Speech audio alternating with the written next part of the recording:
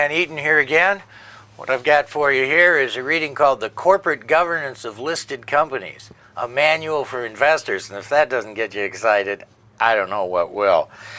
Anyway, this reading, corporate governance, has become a real buzzword and a lot more attention focused on it, so we need to define that and talk a little bit about it.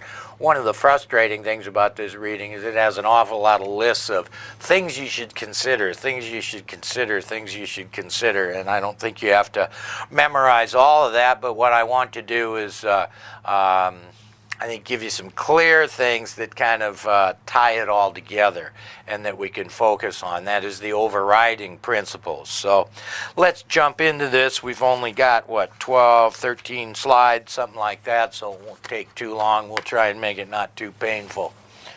But let's jump on to this first slide and see if we can define corporate governance. Refers to the firm's internal controls. Get my pen going here. Internal controls. Make my pen fatter. That they think can really help the overall board in terms of what kind of job it's doing for shareholders. Well, what about a code of ethics? Well, not surprisingly, this reading says a strong code of ethics is needed.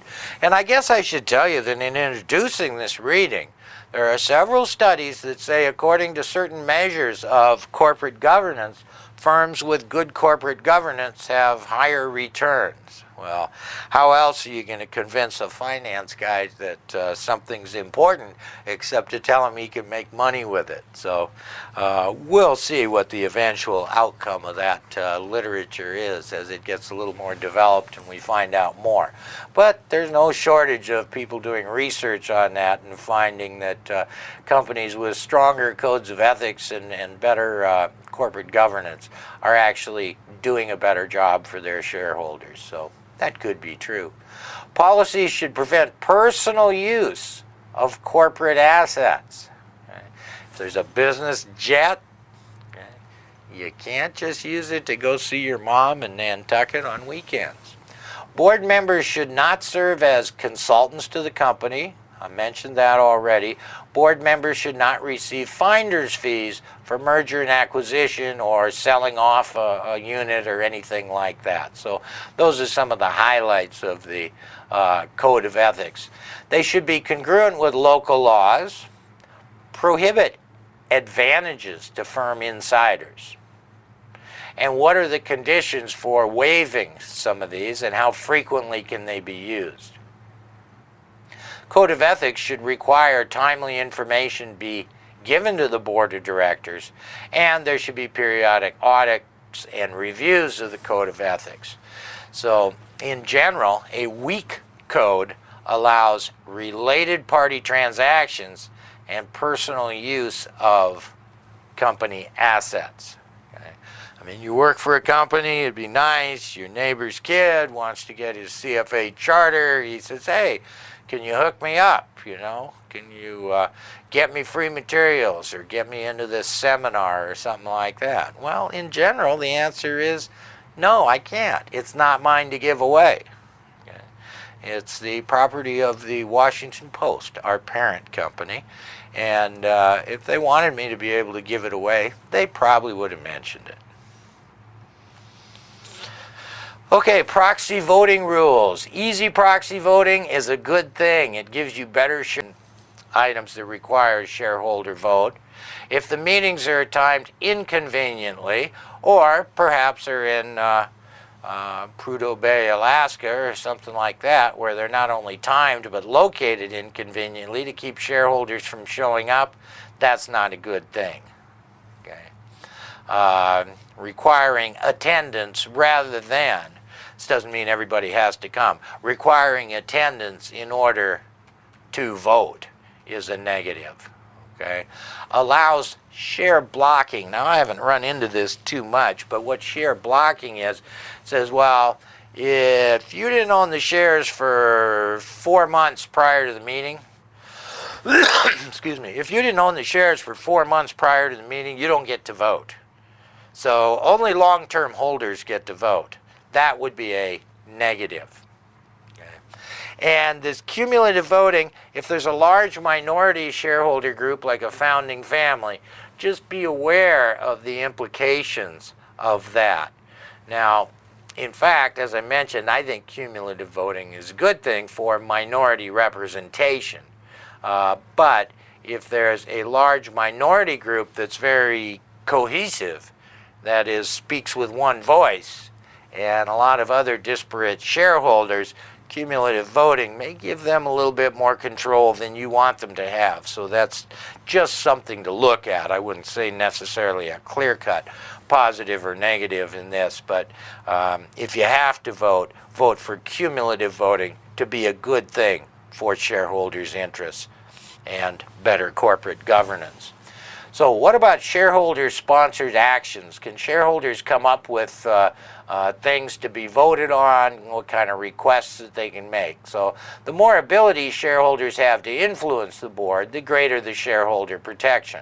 Of course, board members can't be, giving out their cell phone numbers to all the owners of the common stock of the corporation. Probably wouldn't work out too well.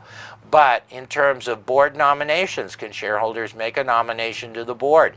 Can they present resolutions and proposals either to the board or for shareholder approval or shareholder decision?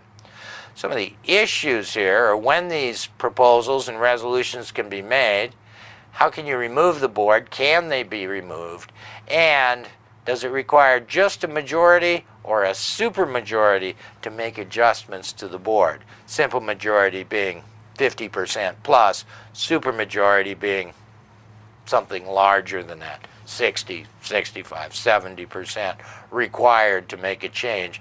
That's an impediment to governance by the shareholders. Now, sometimes you'll have different classes of stock, and they can have different voting rights. They can also have different dividends on them, different voting rights, different values per share, all sorts of things like that.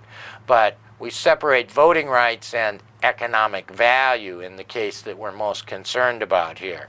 So if all the shares are the same in terms of their claim against the company, but some have 10 votes and some have 1 vote, and you often see this if there's a founding family that over time has grown a company and issued a lot of stock to where once they had 60% of the stock, now they've only got 25% of the stock because they had to raise a lot more money and sell more stock to grow the firm.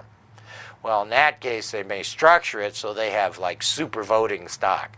So even though they only own on an economic basis 20 or 25% of the company, they may have 60% of the votes. And this is not a good thing for shareholders' rights and corporate governance. Potential acquirers may just deal with the super voting shareholders and ignore the rest.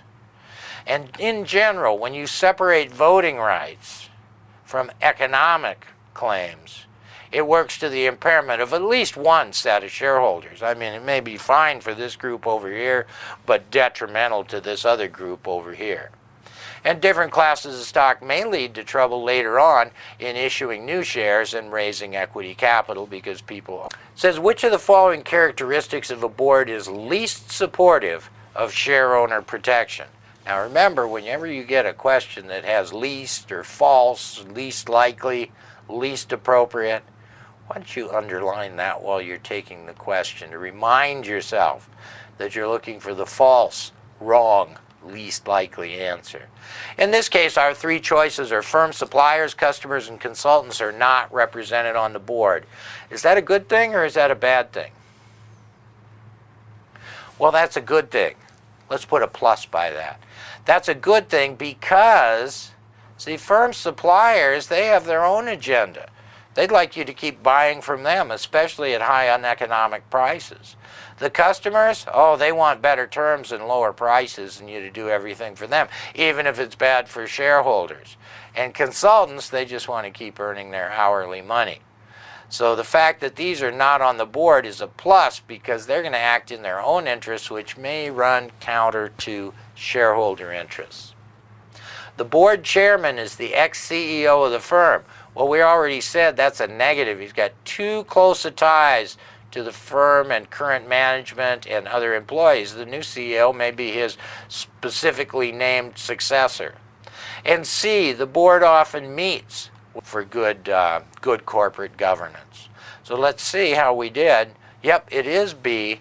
That's the one that's not good for shareholders. A and C are, and B is not. Hope that overview helps. Good luck in your corporate governance.